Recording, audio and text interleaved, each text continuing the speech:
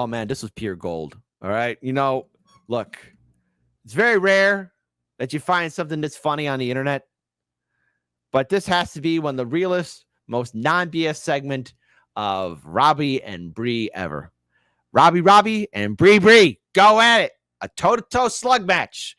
This has to deal with the Israel-Gaza protests on college campuses. And I just gotta say, it is pure gold between both of them, So let's go and pull this video up because, man, look, while the world is burning, we need to laugh. We need to live, laugh, and love as we should. So let's go check it out. Brie, Robby, I hope you two are still friends. With these protests and with the police response to the protest, my view is that it's increasingly difficult for those who would want to discredit the protest to characterize the student protesters themselves as violent when they are being met with such overwhelming violence from the state in the name of keeping peace. What do you make of it? Look, I think a lot of the video footage we saw over the last couple of days is very bad, is very concerning. I think sending the police after protesters is a very dubious thing to do, given the protests we've seen thus far, not being characterized particularly by violence, being characterized perhaps by violating university policies with respect to if there are encampments for too long in places that they're not allowed to do that. Those are academic matters, and I think dealing with them academically is fine. But yes, wrestling people to the ground, that kind of thing, training snipers on them, is escalating matters and is not what we want to see, because obviously we must protect the robust tradition of free expression and of protest. Even you don't have to agree with what they're saying. Even if you do characterize the protests as anti-Semitic, that doesn't mean the protests are not allowed to take place. There can only be a police response if there is actual violence. And we have not seen a lot of, you can say you've seen hateful messages or whatever you think you've seen, but have you seen violence? No, you haven't seen a lot of that. So I think what we're hearing from the counter reaction from police and from authority figures saying how to deal with it, I think a lot of what they're calling for is not good. And frankly, I have seen be criticized by some people on the right who are saying, well, wait a minute. If the protests, if these protests result on police being sicked after them, the same thing could happen to our protests. If we're going to have a... Yes, here's the thing. Yes, right-wingers, everyone across the political spectrum, the right to protest, the right for free speech must be accepted and must be treated fairly amongst all.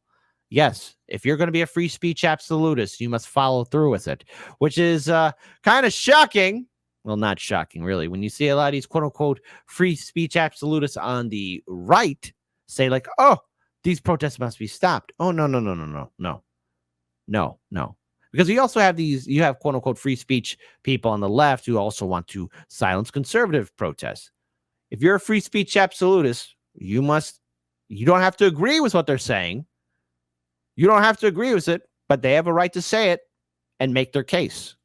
I saw Richie Torres, who you criticized quite a lot by name on this show, him and someone else calling for, his Democratic congressman from New York, calling for like an anti-Semitism task force at the national level, I believe, which that idea I was seeing getting mocked by a lot of conservative figures. This is exactly the kind of DEI enshrinement type action that we are fighting against, that results in free speech coming under attack. You cannot have the government weeding out people for wrongthink, including for anti-Semitism. If you think there's anti-Semitism, you can criticize it. You can use your free speech to fight it. We don't want the government enshrining into law more protected statuses, more task forces on college campuses. These have all been things that have damaged free speech without making the supposedly marginalized group any safer or better off. And to be clear, this is so much work. This is not like a DEI issue. This is an effort to deputize basically the ADL to pay for its own censors on campus to administer what it thinks are incidences of anti-Semitism. That's exactly what we call a DEI issue. But well, no, this is not an internal organization making decisions about how it wants to staff itself or have, what kind of student body it wants. That's a business. Many of these private universities where these DEI fights have been going down, making independent decisions about how they want to run things. This is a government actor aligning with the ADL, not in the interest of diversity, equity, and inclusion, but specifically to advance a political goal, which is maintaining silence on criticism of Israel. Yes. And there's been a massive wave of censorship, especially on many of these social media platforms in which people who have been critical of Israel have been silenced. And this goes for those on the left and on the right. Yes, there are people on the right who are criticizing the actions that Israel is doing in Gaza, especially with military operations intensifying near Rafah, which is home to 1.5 million refugees at this point. Let's be clear here. Gaza has been turned into a moonscape. And when you have around the ever-increasing number of 35,000 dead men, women, and children, probably the number is much higher. When you have people starving, and when you have food convoys being attacked, most famously, the World Central Kitchen, in which not one, not two, not three, well, yeah, 3 trucks to be more precise, were hit deliberately. Sorry about that, folks. Hit deliberately. Even though the IDF knew what route they were taking, they've been in open communication with the IDF from point A to point B and from point B all the way back to point A. All those workers died. I want to fast forward it just a little bit. So let's go ahead and pull up this video here. On the effect being bad, but many people on the right would say that exactly that kind of intervention is why, like, that corporations and universities didn't just decide DEI sounds great. They got there because it was forced on them by Title IX and Title VI and everything else that came out of civil rights law that required them to police their workplaces for sexism and racism, and then ended up enshrining this tremendous bureaucracy that violates. Look, if you think laws that say it's illegal to discriminate against Black people and women are the same thing as a law that says you're not allowed to say, no, we're saying that laws Israel, that do that. I don't need to fight with you about that. We're saying that laws that sound like they're out to do that. And Robby, you gotta do me a favor, buddy. Have a Snickers bar before you do the show, okay? You're not. I don't know how you really are, but I think you need a Snickers bar just to get that extra fuel in you, because the fight that comes here is going to be absolutely pure gold. End up being used to settle political Robby, you made it really clear that when segregation ended in the 1960s, there should have been no laws that enforced segregation, because that would have been a bad thing. Because, so what do you want? Like, you can't have it both ways. But the people. Oh, okay, hold on. Wait, I like how Robby just photos it. That's not what I'm saying. Hold on, just gotta check that out. Because, so what do you?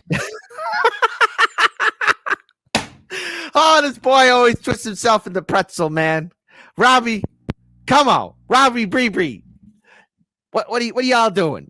What? Like, you can't have it both ways. But the people. We had legal segregation until my parents were kids. The people saying. My parents were born in a country, in an apartheid state where they did not have equal rights under the law.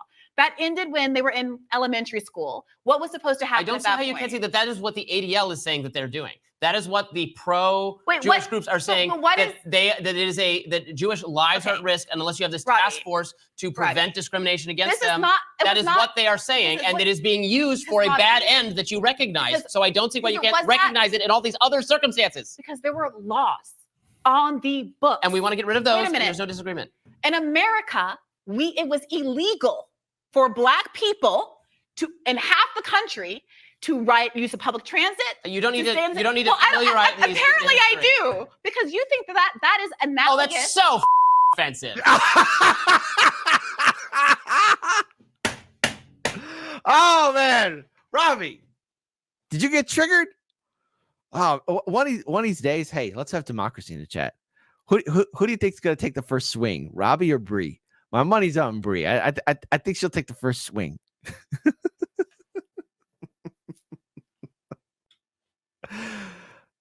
Apparently I do, because you think that is analogous. Oh, that's so offensive. It's so offended.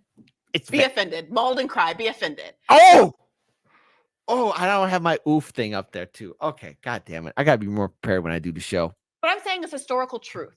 I am not disputing. I don't want to hear this. I know. I am offended by the idea that you conflate. So hold on. We're going to rewind this. But look, everything that's happening right now on these campuses, where you're seeing the massive takedowns of these protests, they have a right to speak. You don't have to agree with what they're saying. I look, and this goes for even conservative protests and even these counter protests that we see. Look, everyone has a right for free speech, but I just want to warn everyone, just because you don't like a certain group, what they're saying, maybe saying free Palestine from the river to the sea, you don't have to like that. Hell, you don't have to agree with it, but you have to acknowledge that they have a right to say it and a right to assemble. And with the images that we've seen on TikTok, on Instagram, on Twitter, on Facebook, well, probably not on Facebook, because Facebook would take it down, but with all the images that we see on social media, people are seeing men, women, and children in Gaza dying. People are asking this administration to call for an immediate ceasefire, intervention, at least some kind of way, so that, I don't know, maybe people are given food and aid so they're no longer dying. We're seeing all of Gaza turned into a moonscape. 80-90% of it's been destroyed. Israel's not leaving. And to quote Bassem Youssef, right, great comedian, but he spoke the truth just a few weeks ago. Israel's going to get away with it. All these people who died, all these victims who we've seen, Israel's going to get away with it. But where's a call for the acknowledgement of right of free speech? When you have university campuses and politicians and people in the media trying to clamp down on speech, just know this: when it's your turn to do a protest, when it's your turn to speak out, you yourself will also be a victim of that machine that wants to silence any form of criticism.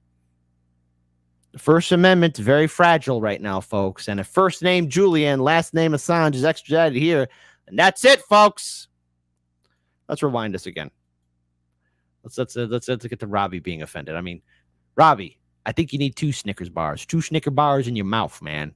Public transit? You don't need to. You don't need well, to. No, you're right. Apparently, I do, because you think that is analogous. Oh, that's so offensive. Okay, so offensive. Be offended. Mauled and cry. Be offended. Because what I'm saying is historical truth. I am not disputing. I don't want to hear this. I know. I am offended by the idea that you conflate. I just told you a story about a pro-Israel protester calling out "kill the Jews" that was used as a justification by Northeastern University to clear free speech protesters. Wait a minute. Driving me, Macy. I'm waiting for that too. I can't wait till they start doing segments in their car. Be like, Brie and Robby, be like, I can't be in that room with that person. Hi, I'm Brianna Joy Gray. Hi, I'm Robby. I don't know how to say his last name. They're both in their cars. Be like, yeah, we're not in the studio today. 3 months later on, hi, we're still not in the studio today. Free speech associates from campus, and that. Thank you so much for the super chat, Anthony Leviton, who says, thank you, Kit and chat. I'm laughing my ass off. What do you find so funny? Is something offended you? Go cry. Go bawl and cry right now. I say it to my whole audience. Go cry. Go cry right now. No, don't cry. Don't worry. Don't worry, folks. Robby and Brie are okay. They're just having a little argument. And sometimes, hold on. Wait. Hold on. Gotta do this right.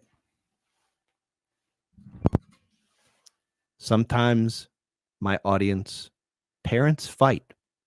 But it's important to know that while it might seem scary, it's okay, for it will pass. But sometimes parents fight. Do you need a hug? Come on, bring it in. Who needs the mama la? Mama low. That is the kind of thing that I'm guarding against. People who are doing bad faith, weaponized. I am agreeing with that. That is not the same thing as these policies, post-civil rights era policies that are now being stripped away, that were intended to correct. These things are intended for the same reason. No. De jure segregation was real. De facto legal segregation was a real legal reality that had to be unwound. Point to me the law that discriminates against Jewish people in America today. No, what I'm saying is that they're using that in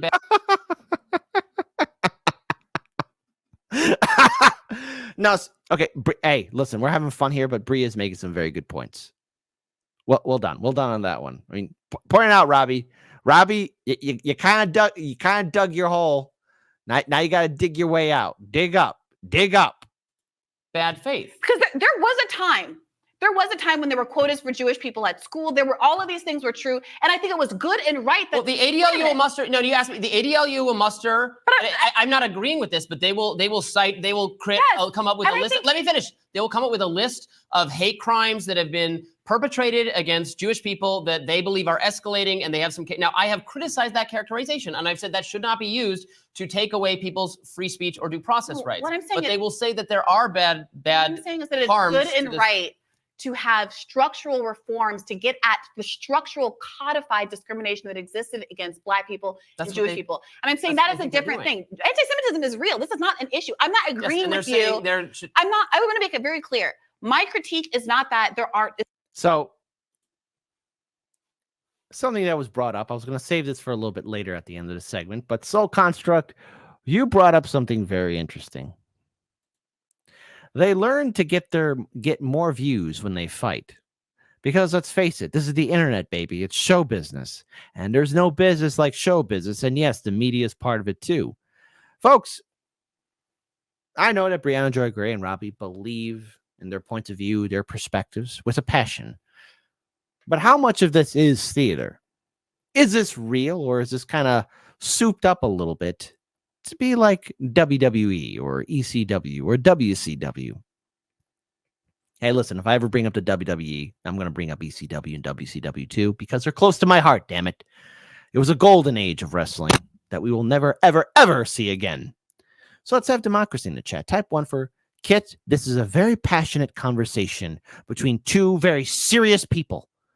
How dare you? How simply dare you assume this might be theater? Type 2. Okay, they might be passionate, but this sort of looks like a little bit of a back and forth fight to bring in the views. They got to earn that YouTube money, baby. I wonder how many 2s will get in the chat. I wonder. Isn't real discrimination that should be administered to with various policy regimes. My critique is different, which is that there is a foreign state that spends billions in lobbying dollars to make sure that nobody can criticize the relationship between our client state and the United States of America, that has the geopolitical implication that can lead us into World War III. And all I'm saying, Robby, is that the scale and nature of that, it is insulting and frankly incredibly misleading to say that has anything to do with what's going on most of these college campuses. This is so much bigger than that. These speakers at Columbia are protesting because Columbia literally is invested in weapons manufacturers. And by the way, they're associated with Boeing. Now, look, Boeing is intertwined and connected and very well in deep. No pullout with the military-industrial complex. But another thing about Boeing, too, is, look, folks. Hey, Boeing, your planes are falling apart, all right? I don't know if you're using silly glue or silly string or whatever kind of putty, Play-Doh to keep your planes together, but these planes are falling apart. Because there's another reason why the university should kind of distance itself from Boeing, because you never know. One day you're looking up and you're seeing a shadow get closer and closer, and you're realizing, oh my goodness, a 747, a 737 plane is just falling apart, and I'm going to get crushed by it. You know why so many colleges are invested in weapons manufacturers? Because it's one of the most profitable sure bet enterprises, because America decides when wars happen. We puppeteer a whole global system of violence because we are the ones that fund the weapons. And oh, I love it. Hold on. Wait, I had to pause. Hold on. Puppeteer a whole global system of violence. I like how Robby looks at the camera. Like, yeah, that's me. You're probably wondering how I got here.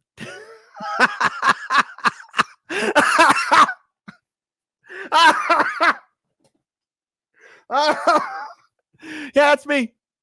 How did I get here? You may ask yourself, how did I get here? Because we are the ones that. Yeah. Oh, perfect. Perfect. Right there. Looking right at the camera. Right at the camera. Right there. You see it? That's me. Hi, I'm Robby, everybody. How did I get here? You're probably wondering how I got here. See, I told you we're having fun on today's show. Just because the world's ending doesn't mean we can't laugh. Yeah, we can't live, laugh, love. That fund the weapons and profit mightily from it. Well, I don't need to sit here and explain the military-industrial complex to you. I know that you get it. You're I going know to that you explain to me understand it. things I already understand is But the order of the day. But the point of the matter Oh, Robby, it's okay. here is that this is not just DEI. I don't agree that we're only and always America's fault that we are the only country capable of acting on the world stage. But well, that's a straw man, so you can flip that, and I don't have to push back against that because that's obviously not what I said.